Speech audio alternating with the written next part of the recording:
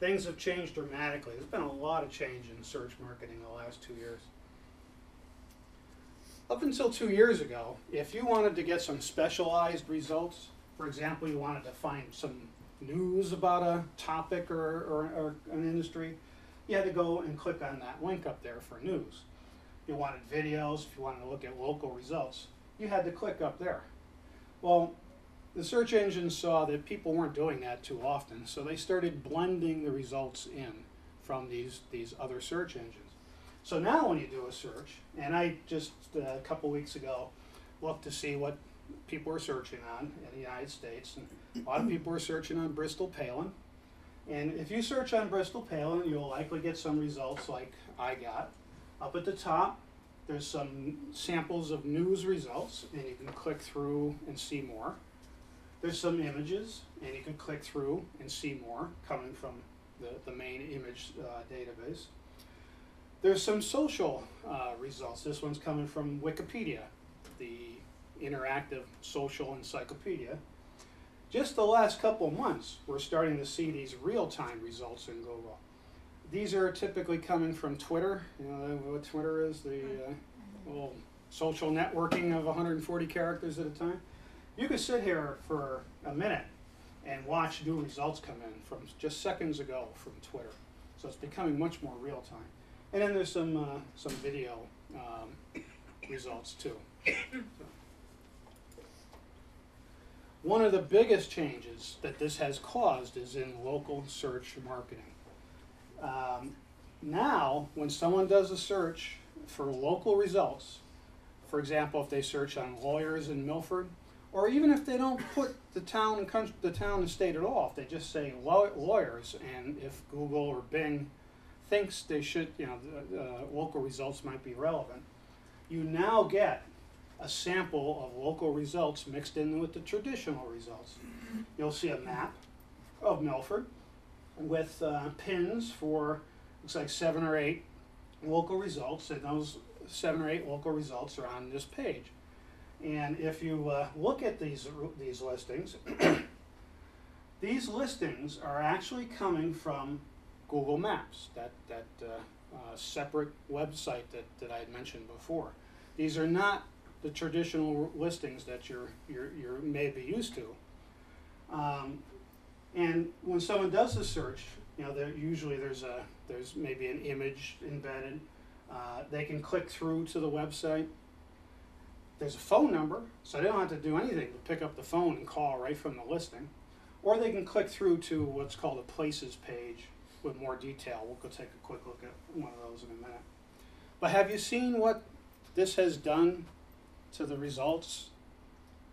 If you have local focus, if your business has even some local focus, it's become critical now for you to focus, for you to work on improving your local results, because we've just seen the local results pushing most of the traditional results down, in some cases off page 1 altogether.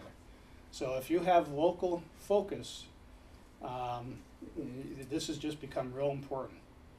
So let me talk about what we do. Well, actually, we can click one more. I'll show you the example of the listing page. So I find a lot of those local results don't even have websites. They're actually linked to directories, so you don't even... Yep, you don't even have to have a website. You don't even have to have a website. Yeah. You can be in 5 different directories. And yeah, you don't have to have a website. These local results initially are coming from Google extracting the data from a number of sources. The yellow pages, Google uses super pages, Verizon's super pages, and they come from like info database, Info USA. So you don't have to have a website. Well, let me show you what we do when we see your listing, and quickly show you what we do for that.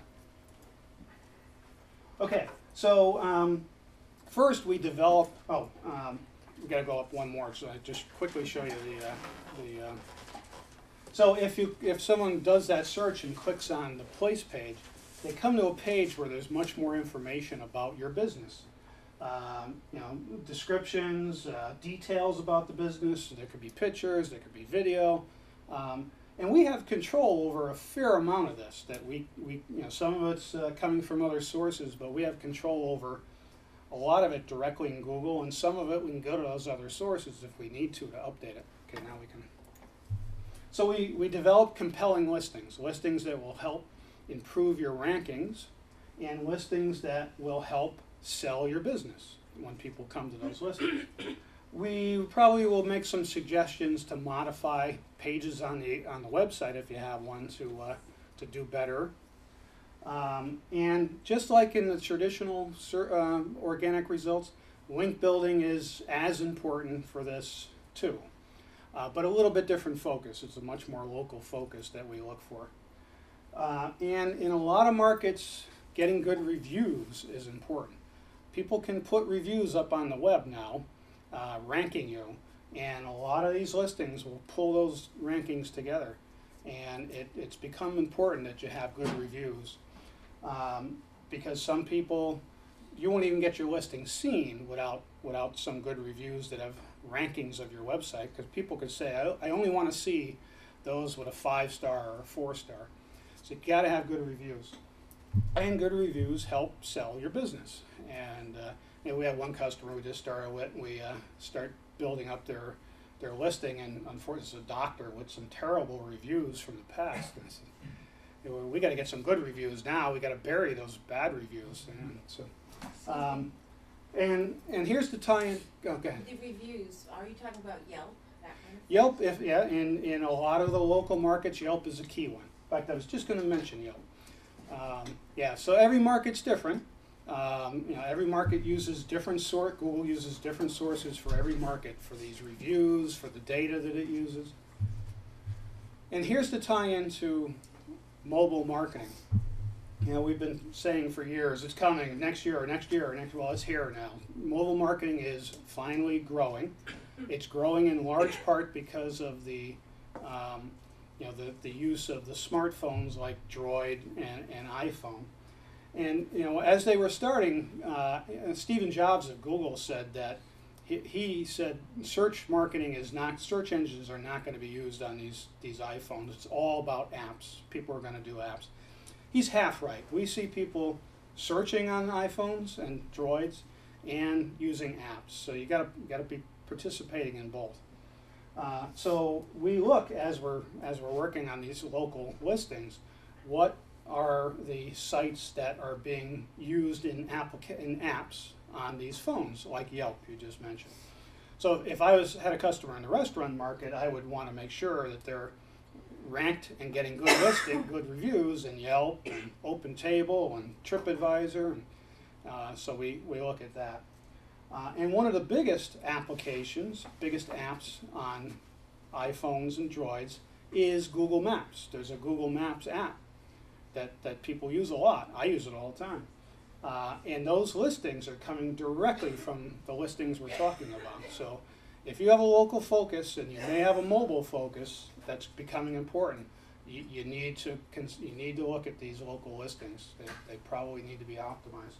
The good news is it's a lot less expensive to do well on these local listings than the traditional listings. So for example, if 3 years ago you were trying to do well for the phrase lawyers, you're competing against the entire English-speaking world to try to do well for lawyers. It's an undaunting task. But when it's lawyers in Milford, Connecticut, much easier, much less competition. So it costs less for us to do well in local search. Okay.